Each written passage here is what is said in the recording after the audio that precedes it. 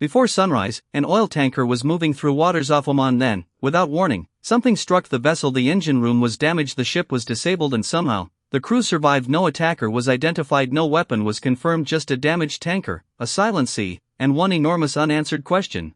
The location matters. The tanker was struck roughly 9 nautical miles northeast of Ash Shishah, Oman. On a normal day, this would be another shipping route, but these are not normal waters anymore. This is the neighborhood of the Strait of Hormuz, where commercial shipping and military confrontation now exist dangerously close together. UKMTO described the projectile as unidentified. One word, unidentified, that means investigators cannot yet publicly say who launched it, what weapon was used, or whether it was deliberate. In a region where accusations can trigger retaliation, that distinction is critical. The evidence proves an impact, it does not yet prove the attacker. And this is where the story becomes dangerous. In a tense war zone, assumptions can travel faster than evidence. A photograph appears online, a theory becomes a headline, a suspected attacker becomes an alleged culprit, but investigators need something more: fragments, radar data, satellite imagery, communications, and evidence strong enough to survive scrutiny. The projectile damaged the tanker's engine room, according to UKMTO, that could leave a massive commercial vessel effectively stranded. But the most important detail is this: the crew were reported safe. Behind every geopolitical headline are sailors working inside steel corridors, suddenly dealing with alarms, smoke, damaged machinery, and the possibility that help may be far away.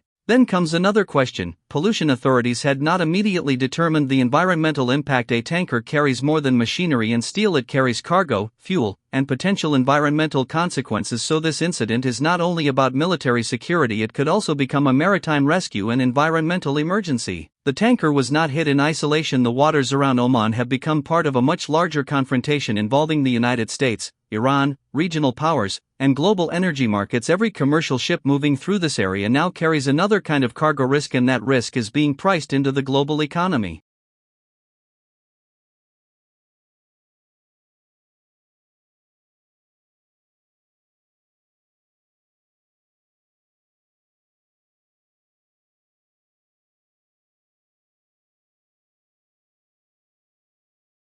This distinction cannot be ignored. Iran has threatened ships. Iran controls territory beside Hormuz. Iran is involved in the wider conflict, but none of those facts automatically prove responsibility for this specific strike. The tanker was hit by an unidentified projectile until investigators establish more. Anything beyond that remains speculation. Meanwhile, Washington has intensified economic pressure on Tehran. Reuters reports that the United States announced sanctions targeting 60 individuals, entities, and vessels. Iran has promised retaliation. So while one battle is happening on the water, another is happening through banks, shipping companies, sanctions lists, and international trade. The Strait of Hormuz is one of the world's most important maritime choke points. When ships move normally, global markets barely notice the water beneath them, but when traffic slows, everything changes. Insurance costs rise, routes become uncertain, energy traders react, and eventually, the consequences can reach people thousands of miles from the Gulf. For Britain, UKMTO plays a crucial role in monitoring maritime threats and issuing warnings to commercial vessels. Its advisory about this tanker is therefore significant. It does not identify the attacker, it does something more immediate.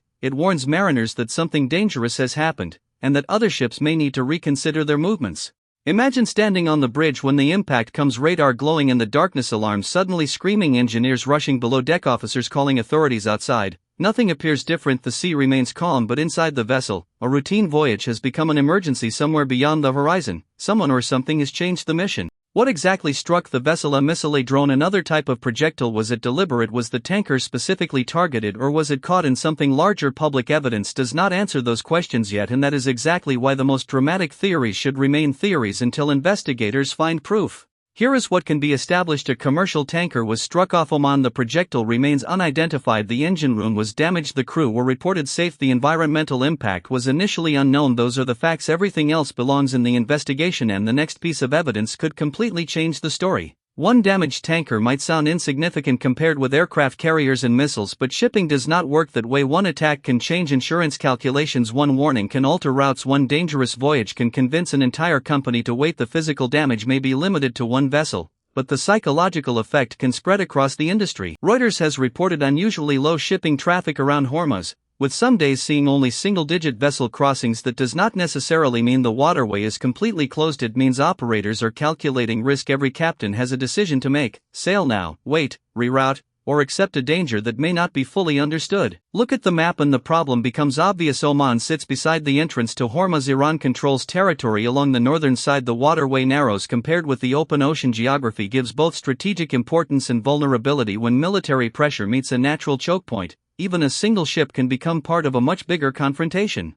American forces are already operating across the region. Warships can protect commercial vessels and provide deterrence, but more military assets also mean more encounters, more radar contacts, more aircraft, and more opportunities for miscalculation in a tense environment. Deterrence can prevent conflict, but a mistake can also accelerate it. A carrier strike group represents enormous military power, yet this tanker incident exposes a completely different vulnerability. A commercial ship has limited defensive capability. It follows predictable routes, it carries valuable cargo, and it cannot simply disappear from the ocean. In modern maritime warfare, sometimes the weakest target can create the biggest strategic reaction. Damage to an engine room may sound technical, but imagine the chain reaction. The vessel needs assistance, cargo schedules change, insurers become nervous, ports prepare, another ship waits, a company reroutes, traders react. What began as a projectile hitting machinery can eventually become a problem involving the entire global supply chain. For Washington, the question is becoming harder. How much pressure can be applied before escalation becomes uncontrollable? Sanctions are designed to squeeze Iran economically. Naval operations are designed to protect shipping and enforce pressure, but every action creates the possibility of retaliation. The space between deterrence and escalation is becoming dangerously narrow. For Tehran, maritime pressure can provide leverage, but leverage has a price. Prolonged disruption can damage regional trade, reduce export opportunities, and intensify international pressure. Iran may be able to influence the waterway,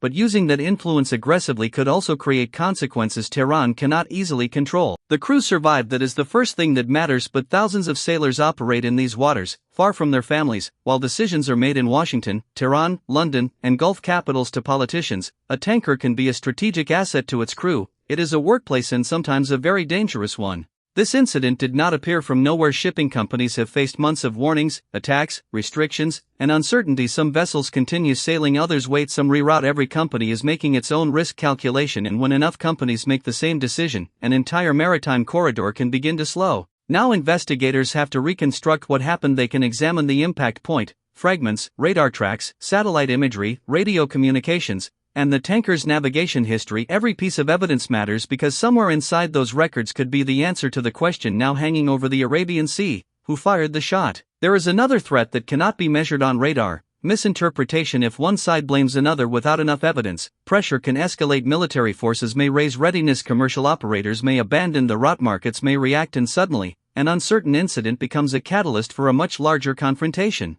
The word unidentified may sound less dramatic than naming an attacker, but it is actually one of the most important words in the report. It tells us investigators have not reached a verified conclusion in a conflict filled with propaganda, rumors, and competing narratives. Admitting what we do not know is part of responsible reporting. There are no trenches here, no obvious battlefield from the shore. The water may look completely normal, but beneath that calm surface are tankers, warships, patrol aircraft, satellites, missiles, sanctions, and intelligence networks. The front line is invisible, and that is what makes it so difficult to see how close the region may be to another escalation. For Britain, the importance of UKMTO is simple. Information can save lives. A warning reaching a ship before danger arrives can change its route, speed, or decision to enter an area. In modern maritime security, knowledge is another layer of protection, and sometimes it is the only warning a crew gets. For the United States, the challenge goes far beyond protecting one tanker. Washington wants pressure on Iran without allowing the conflict to spread across Gulf infrastructure and global shipping. But if commercial traffic continues falling, the economic cost grows. If military protection expands, the risk of confrontation grows. Either direction carries consequences. Iran faces its own calculation. Maritime pressure can create leverage, but every incident brings greater scrutiny. If investigators eventually connect Tehran or an Iranian-linked force to this strike, the political consequences could be much greater. Attribution is therefore more than a technical question, it could determine the next move on the diplomatic battlefield. The question for global markets is brutally simple: can ships move safely? Traders do not wait for perfect political explanations, they react to risk. Insurers price uncertainty, shipping companies calculate exposure, refiners watch supply, and eventually, the effects can reach businesses and consumers far from the Gulf. Hormuz is not important only because of crude oil. Liquefied natural gas and other commodities also move through the region. When vessels avoid the route, alternative shipping paths can become longer and more expensive. More distance means more fuel, more time, and more cost. A maritime security crisis can quietly become an economic crisis. Tonight, the tanker remains at the center of a much larger puzzle. We know it was struck, we know the engine room was damaged, we know the crew survived, we know UKMTO issued the warning, but we still do not know who launched the projectile or whether the vessel was deliberately targeted. The next hours could change everything. Satellite imagery could reveal a clue, debris could identify a weapon, shipping data could expose a suspicious movement, communications could reveal a warning or a threat, and if investigators identify a launch point, this mysterious maritime incident could suddenly become one of the most important developments in the region. Now the investigation enters its most important phase. The damaged tanker is evidence, not just a headline. Investigators can examine the impact area, recover fragments, compare radar records, review satellite imagery, and reconstruct the vessel's final movements. If a weapon is identified, analysts may determine its likely origin. If debris reveals a recognizable system, suspicion can become evidence. Until then, responsible reporting must keep one line clear: the tanker was struck, but the attacker. The wider danger is escalation. The United States and Iran are already locked in a confrontation involving sanctions, military pressure, and the strategic Strait of Hormuz. Iran has threatened consequences for vessels that violate its rules, while Washington continues economic pressure. Meanwhile, commercial operators are trying to keep ships moving. One confirmed attack could change their calculations instantly. Insurance rates can rise, routes can shift, naval patrols can intensify, and one mistake could widen the conflict overnight. For viewers in America and Britain, this may feel like a distant crisis. It is not. Hormuz connects Gulf energy supplies with global markets. When ships slow down, traders react. When insurers raise premiums, transport becomes more expensive. When routes change, fuel consumption rises. Those costs can eventually reach refineries, businesses, motorists, and households. The tanker struck off Oman is therefore more than a damaged vessel. It is a warning about how quickly a regional security incident can travel through the global economy.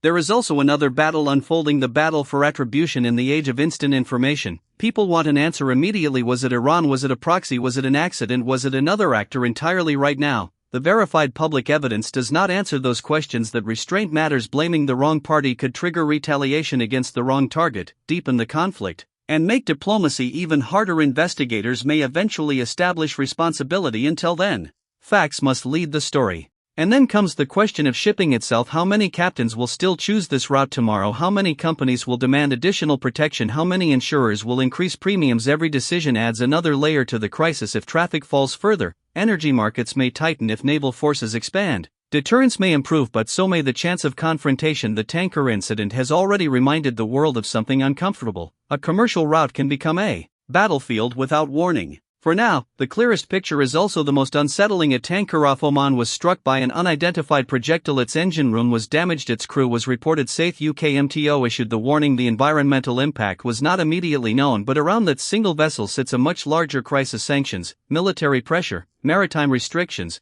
weakened shipping traffic, and fears over global energy security. The next evidence could identify an attacker, or it could leave the mystery unresolved. Either way, one thing is clear: the waters around Hormuz are no longer just a shipping route, they are a pressure point for the entire world, and the next strike may not come with a warning.